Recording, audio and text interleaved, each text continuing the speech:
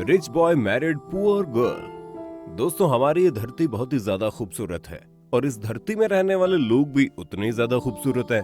एक इंसान चाहे बहुत ज्यादा अमीर हो या फिर बहुत ज्यादा गरीब हो, इसे ईश्वर या फिर अल्लाह के द्वारा लिए गए सभी इम्तिहानों का सामना करना ही पड़ता है। ईश्वर या फिर अल्लाह किसी को अमीर बनाकर उसका इम्तिहान लेते हैं तो किसी को बहुत ज्यादा गरीब बनाकर। इसलिए हमें कभी भी किसी भी इंसान के साथ बुरा बर्ताव नहीं करना चाहिए, क्योंकि कब किसकी किस्मत कैसे बदल जाए इस बात का कोई भी अंदाजा हमें नहीं होता।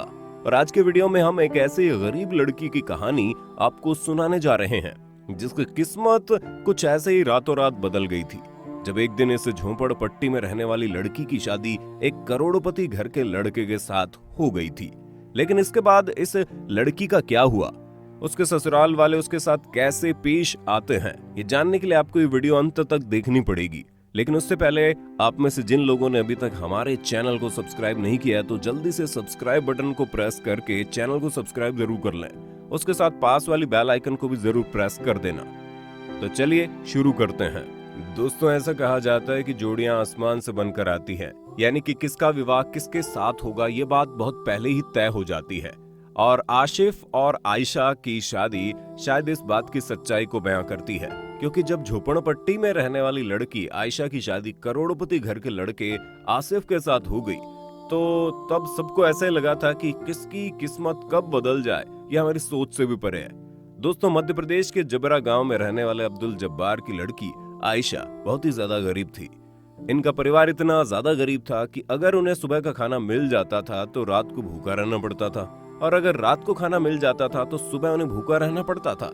यानी कि 2 वक्त की रोटी जुटा पाना इनके लिए मुश्किल था। यहाँ तक कि ये लोग इतने ज्यादा गरीब थे कि इनके पास एक पक्की छत भी नहीं थी और ये लोग सिर्फ एक झोंपड़पट्टी में ही अपना गुजारा कर लेते थे। इस परिवार के मुखिया का नाम अब्दुल जब्बार था और उनकी एक बेटी थी जिसका नाम था आयशा। दोस्तों, आप लोगों की बात जानकर काफी हैरानी होगी कि इतने ज्यादा गरीबी में रहने के बाद भी आयशा एक बहुत ही ज्यादा ईमानदार और नेक दिल इंसान थी। वो दिन में 5 वक्त नमाज पढ़ती थी और रमजान के महीने में रोजा भी रखती थी, यानी वो अल्लाह की इबादत तहे दिल से करती थी।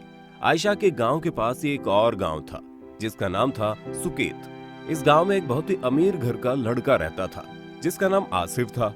आसिफ के माँ बाप आसिफ के लिए एक बहुत ही नेक दिल और संस्कारी लड़की ढूंढ रहे थे, और आसिफ का एक मामा भी इत्तेफाक से आयशा के ही गांव में रहता था। एक दिन आसिफ अपने परिवार के साथ अपने मामा के घर पर घूमने के लिए आया था, और आसिफ के मामा का घर आयशा के झोंपड़े के एकदम अपोजिट में था। यानी कि आसिफ के मामा के घर से आयशा का घर बिल्कुल साफ साफ दिखाई देता था।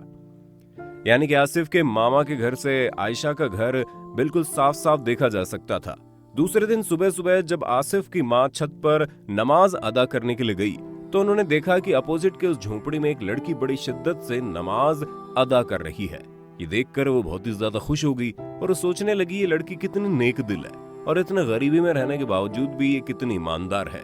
इसके बाद वो रोज उस छत से आयशा को देखा करती थी और मन ही मन उन्होंने आयशा को अपने बेटे आसिफ के लिए पसंद भी कर लिया। अपनी माँ से आयशा के बारे में सुनकर आसिफ को भी मन ही मन उससे लगाव हो गया, और आसिफ की माँ को आयशा की रहन सहन भा गई थी, क्योंकि गरीब होने के बावजूद आयशा एक ईमानदार लड़की थी। इसके बाद उन्होंने आयशा के बारे में अपने परिवार वालों से बात की और घर पर सभी ने उनकी बातों को अच्छे से सुनकर आयशा के परिवार वालों से मिलने को राजी हो गए। और एक दिन आसिफ के परिवार वाले आयशा का हाथ मांगने उनके घर पहुंच गए। आयशा का हाथ मांगने के लिए जब आसिफ के घर वाले आयशा के घर पहुंचे थे तो उनकी बातों को सुनकर आयशा के घर वाले बहुत ही ज्यादा डर गए थे, क्योंकि उन्हें इस बात का पूरा अंदाजा था कि आसिफ एक करोड़पति घर का लड़का है और दूसरी तरफ वो लोग सिर्फ एक झोंपड़पट्टी में रहते हैं। यदि आयशा की शादी आसिफ के साथ हो जाती है तो वो लोग आयशा के साथ कैसा बर्ताव करेंगे, ये सोच सोच कर ही वो लोग इतने ज्यादा डर गए थे। उन्होंने इस रिश्ते से साफ मना कर दिया।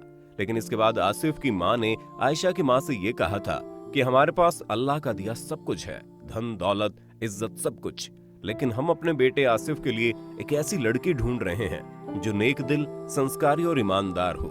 इसके बाद उन्होंने आयशा की माँ को सब कुछ खुलकर बता दिया कि कैसे वो आयशा को हर रोज नमाज पढ़ते हुए देखती थी और कैसे उन्होंने आयशा को अपने बेटे आसिफ के लिए पसंद कर लिया था। सब कुछ सुनने के बाद आयशा की माँ ने आसिफ की माँ से कहा, हम अपने बर्ताव के लिए आपसे तहे दिल से मुआफी मांगते हैं। असल में हमें इस बात का पूरा अंदाजा था कि आसिफ और उसके पिता आरिफ खान कितने अमीर हैं, और दूसरी तरफ हम लोग तो सिर्फ एक झोपड़पट्टी में रहते हैं। इसके बाद भी हम सिर्फ यही बात सोच कर परेशान हो रहे थे कि क्या आप लोग कभी भी आयशा को अपना सकते हैं, क्योंकि हम लोग बहुत ही गरीब घर से हैं। मैं तो सिर्फ सिलाई का काम करके किसी भी तरह से अपना और अपने परिवार का गुजारा कर लेती हूँ। क्या आप लोग मेरी आयशा को अपना पाएंगे? ये बात सुनकर आसिफ की माँ ने आयशा की माँ से कहा, हम लोग सिर्फ अपने बेटे के लिए एक ईमानदार और संस्कारी बहू चाहते हैं। आपकी हैसियत और पैसे से हमें कोई मतलब नहीं है। और वो लोग बार बार आयशा के परिवार वालों को मनाने लग गए। सब कुछ देखने के बाद आयशा की माता और पिता भी यही सोचने लगे, नहीं, ये लोग बहुत ही नेकदिल इंसान हैं। ये सिर्फ अपने घर के लिए संस्कारी और ईमानदार बहू चाहते हैं। इन लोगों का हमारी हैसियत और पैसे से कोई मतलब नहीं है।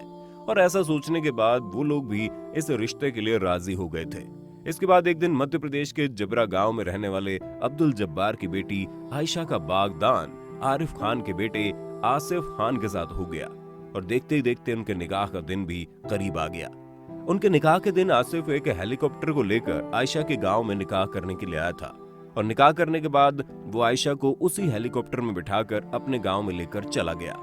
आयशा का यही कहना था कि मैंने कभी ऐसा सोचा भी नहीं था कि मेरी शादी एक करोड़पति घर के लड़के के साथ होगी, लेकिन मुझे मेरे अल्लाह के ऊपर पूरा भरोसा था, और मुझे ये यकीन था कि अल्लाह मेरी शादी किसी अच्छे परिवार में ही करवाएंगे।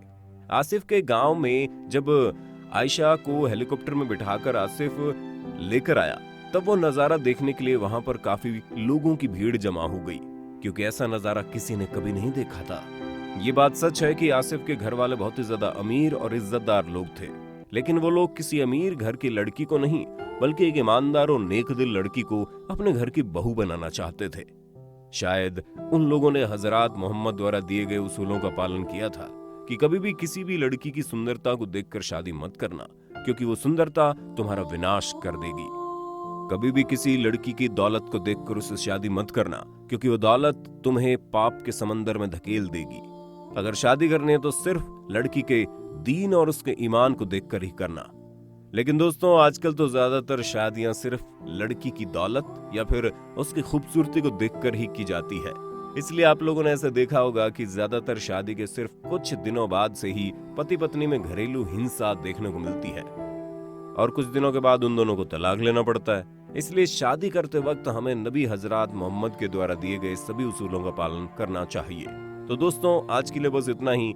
आज के इस वीडियो को लेकर आपकी क्या राय है, ये आप हमें कमेंट करके बता सकते हैं। और अगर आपको ये वीडियो पसंद आया हो तो इसे लाइक करने के साथ साथ अपने दोस्तों में शेयर कर देना। और अगर आप हमारे चैनल पर नए हैं तो चैनल को सब्सक्राइब कर देना।